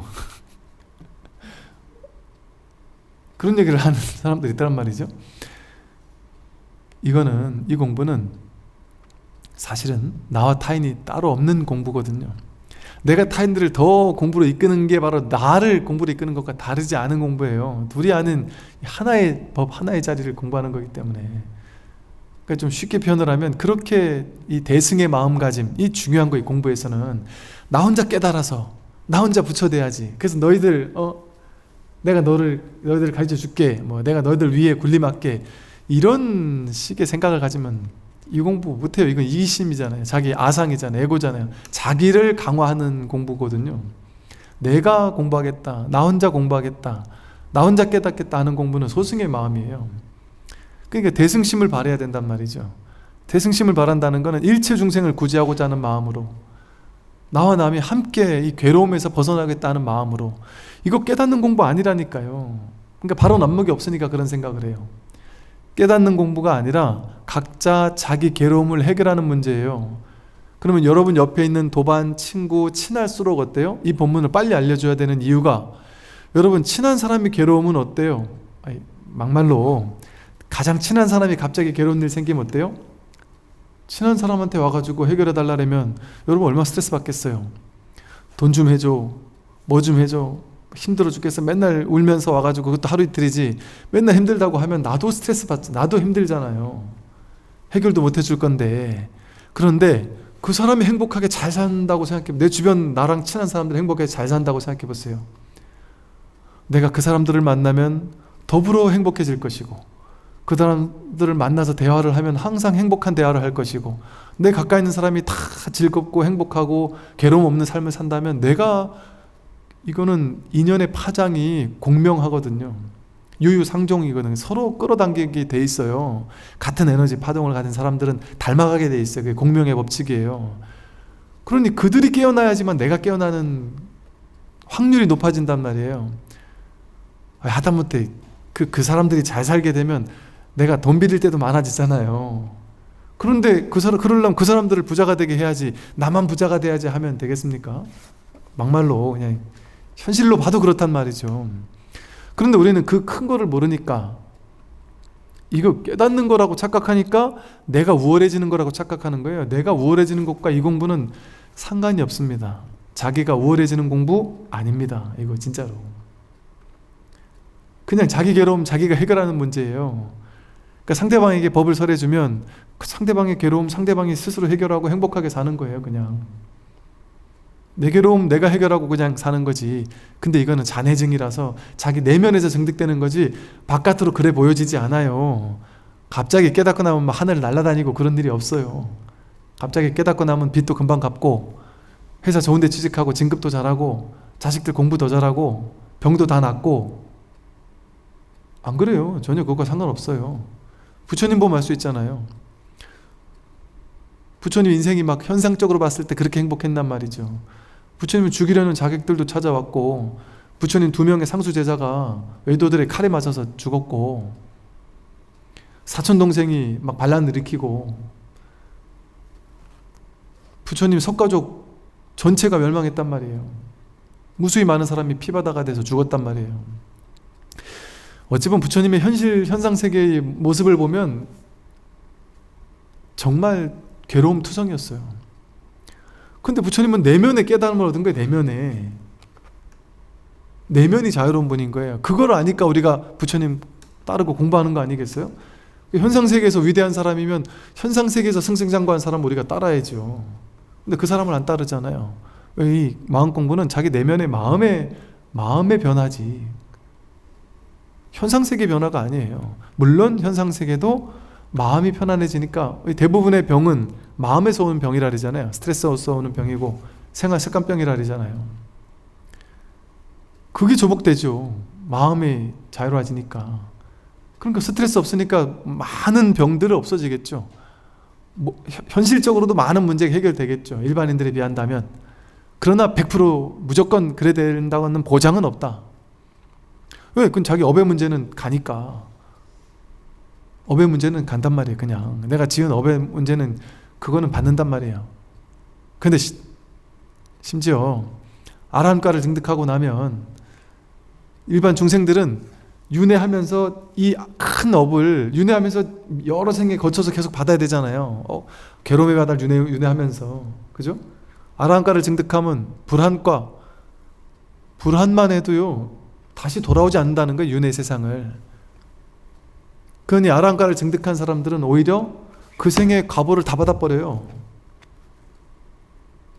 그러니까 현상적으로 보면 더 나쁜 일이 생길 수도 있어요. 그동안 몇 생에 걸쳐 받아야 될, 남들 같은 몇 생에 걸쳐 받아야 될 거를 이 생에 다 받아버리니까, 그래서 더 이상 윤회하지 않으니까 겉으로 봤을 땐 더 괴로운 것처럼 보일 수도 있단 말이죠. 그래서 실제로 이게 조금은 신심 떨어진 얘기일 수도 있지만, 깨달았다고 해서 이게 우리가 다 존경받고 그러지 않아요. 깨달았다고 해서 무조건 다 존경받고 그러지 않아요. 그럴 확률이 훨씬 높겠지만. 그러니까 제가 그런 얘기 했잖아요. 남편한테 아내가 야이씨 네가 깨달았으면 나는 그런 공부 안 한다 이런 얘기 하는 사람이 있는 게, 아직 자기 업습이 조옥받지 않아서 그런 것도 있고, 또 심지어 스님들 중에도 분명히 견성한 건 확실한데 그 사람이 법의 안목은 어느 정도 갖춰지는 건 맞는데 여전히 그 업습의 문제를 스스로 조복을 못 받아가지고 또 자기 어떤 습관의 문제, 자기 성격적인 문제, 뭐 이런 문제를 넘어서지 못하는, 그래서 신도님들이 좀 뭐랄까 좀 싫어한달까? 좀 좋아하지 않는달까? 이럴 수 있어요. 왜? 스님이면 무조건 모든 신도님 다 따를까요? 그렇지 않을 수 있다. 저 옛날에 그게 너무 이해가 안 됐었거든요. 분명히 깨달은 도인이라고 했는데 왜 저렇지? 이게 너무 이해가 안 돼서 너무 혼란스러운 때가 있었어요. 근데 이게 공부가 원래 그렇더라고요. 그래서 옛날에 어른 스님들은요, 제자를, 좋은 제자 받는 거를 정말 중요하게 생각했어요. 좋은 제자라는 게 공부만 열심히 해가지고 깨달을 만한 제자가 좋은 제자가 아니었어요. 현상적으로도 성격적으로도 좋고 외모적으로도 그래도 남들에게 그래도 부근한 인상을 끼치고 믿음을 줄 만한 외모도 갖추고, 공부할 만큼 또 충분히 공부해서 다양한 방편을 자제해가지고 모든 다양한 분야에서 그것을 비유를 들어서 다양한 법문들을 통해서 많은 사람들을 구제할 수 있을 만한 그런 다양한 지식도 얻었고, 이런 모든 걸 좀 두루두루 갖춘 제자, 이런 걸 사실 스승들은 항상 원해요. 왜냐하면 깨닫고 난다고 해서 그 사람이 세상 살 때 자신의 개인 사생활이 안 좋았는데 깨닫는다고 바로 그게 좋아지지 않는다는 걸 아는 거예요. 그게 중요한 걸 알고, 그게 어느 정도 갖춘 스님이라면 어떻겠어요? 부처님처럼, 부처님이 그런 젊은이였던 것 같아요. 부처님은 젊었을 때 최상의 교육을 다 받았어요. 정치, 경제, 문화, 언어, 심지어 무술까지 모든 교육을 다 받으시다 보니까 아주 그 모든 것에 대해서, 언어까지도, 그 인도는 지금도 수천 개 언어가 있거든요. 그 대부분의 언어를 다 아셨어요. 다양한 문화 다 알고 있었고, 다양한 종교 사상, 철학 최고의 스승에게 다 공부해서 알았고, 알려지기로는 딱 외모에서 풍기는 그 모습도 그러면 우리가 30 이상 80종호라고 하듯이 훌륭했고, 그러니까 많은 사람들을 저절로 이렇게 품어 안을 수 있는 어떤 이런 제자들, 이런 제자가 하나 들어오기를 하고 어른 스님들은 이렇게 바라는 게, 그게 자기 개인 욕심 때문에 그런 게 아니에요. 그런 걸 통해서 나를 뛰어넘을 수 있는 제자를 찾는단 말이에요, 스승들은. 제자가 스승을 뛰어넘지 않으면 안 되죠. 스승을 뛰어넘는 제자들이 있어야만 사실은 그 스승도 내가 제자 키운 보람이 생기는 거거든요. 그래서 이 공부는 이렇게 현상도 중요하지만 꼭 법만 가지고는 안 되는 거예요. 그래서 사법계는 사법계대로, 이법계는 이법계대로, 현상은 현상대로 그 법칙의 길이 있고, 깨달음은 깨달음의 법칙에 또 그 길이 있단 말이에요. 그래서 두 쪽에서 두루 원만하다면, 이에서도 원만하고 사에서도 원만하고, 이사가 아주 두루 이렇게 원만한 이런 공부를 해 나가는 게 중요한 거예요. 아마 그것 때문에 부처님께서는 계율도 강조하고, 현실 세계에서 복을 짓는 거, 착하게 사는 거, 이런 인과 업보적인 이야기들도 두루두루 하셨던 것 같아요. 근데 선에서는 그런 얘기 안 한단 말이에요. 그러다 보니까 그 결과 선에서는 깨달음도 빨라서 좋긴 하지만, 또 선에서는 일부 약간의 어찌 보면 부작용이고, 그러니까 중생들이 봤을 땐 부작용이고, 또 깨달음의 안목으로 보면 부작용이 아닌 일들이 벌어지는 게 뭐냐면, 깨달음을 얻었다라는 스님들이 겉으로 봤을 때 막행막식하는 것처럼 보이는 분들도 다 그렇진 않아요. 있을 수 있어요. 근데 가끔 그냥 저작거리 가서 같이 막걸리 먹고 술 먹고 하면서 같이 노래 부르고, 그러면서 그들과 함께 어울리면서 그들을 구제해 준단 말이에요. 그런 이야기들 종종 나오잖아요. 그리고 또 우리 경호 스님이든지 이런 분들도 보면 약간 우리가 봤을 때 좀 이건 아니다 싶은 행동도 막 하고 그런 걸로 유명하잖아요. 지금 그런 스님이 있다 생각해 보세요. 그거는 그냥 철창 갈 일일 수도 있거든요. 근데 그런 일들이 이 깨달음의 안목에서 봤을 때는 그냥 허용이 되었었지만, 지금 같은 그런 일을 벌이면 안 되는 거죠. 그러나 이제 쉽게 말해 그런 어떤 다양한 이렇게 부처님 제자들 중에는 오히려 그런 사람들이 그렇게 많지는 않았던 것 같아요. 물론 그 중에도 사고치는 제자들이 있어서 계율을 만들어냈지만 그들은 완전한 원만한 깨달음이 없었었고, 그래서 이제 제가 봤을 때는 이 선불교와 이 부처님의 가르침이 우리가 잘 이렇게 뭐랄까 요즘에 뭐 융합 무슨 뭐 통솔 많이 하듯이 선불교만 가지고서는 거기에 나름의 단점이 있어요. 또 부처님 가르침이 너무 뛰어남에도 거기에 또 나름의 선불교의 보완점이 있었을 때 더 좋은 점들이 분명히 있습니다. 그래서 이 두루두루 대중을 포교할 수 있는 부처님의 어떤 그 자비 방편과 또 선불교의 어떤 놀라운 깨어남을 곧바로 깨닫게 해주는 이 깨달음의 어떤 전통, 이것이 적절하게 잘만 갈 수 있다면 선불교와 초기불교의 이 놀라운 만남은 이 모름지기 이 깨어남의 시대를 이 불교의 역사를 완전 뒤바꿀 수 있을 만한, 불교가 그동안은 불자들만의 종교였고 또 소규모의 깨달음만 일어나는 종교였는데 이게 이제 종교를 뛰어넘는 종교, 그게 중도의 길 아니겠어요? 불교라는 종교에 갇힌 건 그건 진짜 불교가 아니에요. 불교라는 종교도 뛰어넘는 불교가 진짜 불교거든요. 그런 불교, 그래서 이 시대를 진정으로 구제할 수 있는 불교, 누구도 어떤 종교를 가지거나 상관없이 모두를 괴로움에서 벗어나게 해줄 수 있는 종교 아닌 종교, 길 없는 길, 이렇게 될 수 있다면 아마 이 공부가 이 세상을 좀 밝게 만들어줄 수 있고 많은 사람들의 괴로움을 벗어나게 해줄 수 있는, 그 또한 어떤 집단적으로 어떤 괴로움의 소멸을 가져올 수 있는 어떤 이런 그 때가 바로 지금의 시대가 아닌가, 그런 생각을 한번 해봅니다.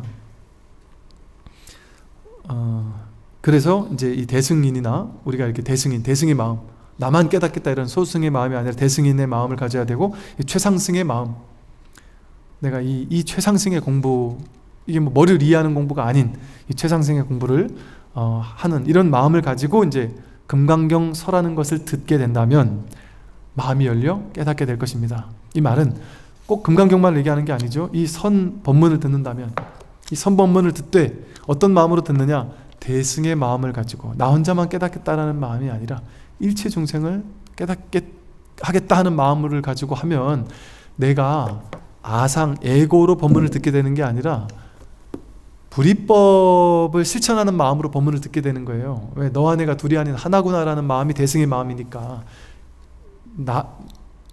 또 다른 나인 일체 중생을 구제하겠다라는 마음이 대승의 마음이니까, 그런 대승의 마음으로 듣고 또 최상승의 마음으로 듣는다라는 것은 머리로 듣지 않는다는 얘기예요. 머리로 듣지 않는다. 이거는 사실은 최상승을 넘어서는 얘기를 하는 거예요. 즉 우리 머리는 나쁜 머리가 있고 좋은 머리가 있잖아요. 근데 이 좋은 머리로 듣지 않는다는 거예요. 좋은 머리, 나쁜 머리가 통으로 다 합쳐서 나쁜 머리인 거예요. 이 최상승의 마음이라는 건 머리로 들어서 아는 이 공부가 아니라 이걸 넘어서는, 분별지를 넘어서는 무분별지로의 마음으로 듣겠다는 거예요. 그러니까 이거는 머리로 이해할 수 없는 공부예요. 그러니까 최상승이라고 하는 거죠. 그래서 머리로 내가 듣지 않겠다 하고 이타적인 자비 방편으로서 또 자비 발심으로서 내가 이 법문을 듣겠다 하는 이 두 가지 마음을 딱 바탕을 가지고 법문을 듣는 것이 제대로 법문 듣는 자세고, 또 우리가 마음 공부하는 올바른 자세라는 거죠. 그래서 이 공부는 마음 공부하는 자세에서 공부는 끝나는 거예요. 그러니까 선법문은 공부 방법을 얘기해 주는 게 아니라 주로 자세를 얘기를 많이 해요. 그럼 세간에서는 이해가 안 돼요. 방법을 얘기해야지 왜 자꾸 마음 자세만 얘기를 하지? 이거는 마음 공부라서 그래요. 마음만 바르게 돼 있으면 법은 이미 드러나 있기 때문에 그래요. 이미 드러나 있는 거를 내가 이 왜곡된 마음을 가지고 있으니까 그걸 못 보는 거거든요. 그러니까 이 잘못된 삿된 왜곡된 마음을 걷어내기만 하면 이미 있었네 하는 것이 확인되는 거거든요. 그러니까 방법은 필요 없죠. 방법을 통해 어디 가는 게 아니니까. 그래서 이 마음 공부는 마음의 자세, 어떤 마음을 가지고 공부하느냐, 이게 공부의 전부라고도 할 수 있다. 네, 오늘 여기까지 말씀드리겠습니다. 네, 응원하십시오.